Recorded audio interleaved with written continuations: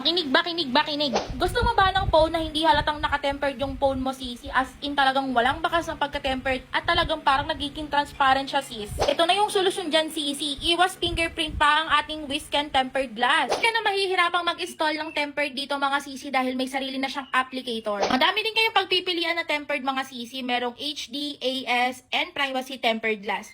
Ikabit natin. Ito yung itsura niya, mga sisi. Ito yung mga extrang tempered na iba't ibang style, mga sisi. And ito po yung mismong gagamitin mong applicator. Meron din siyang dalawang installation tools and meron na din siyang mismong pang-scrape, mga sisi. Kaya talagang napakaganda talaga ng set na to. Pipilan.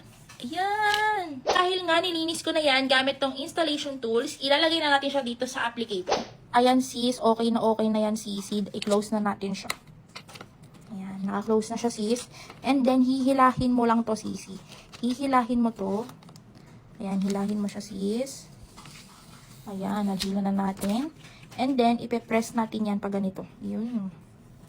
Tingnan nyo naman, mga sisi, talagang B. Walang ipinalampas, mga sisi, dahil tingnan nyo. Super kinis talaga. At talagang walang bubbles, as in super perfect. O, diba? Kaya kung gusto nyo nito, ilalagay ko sa basket yung link. Yun lang. Bye!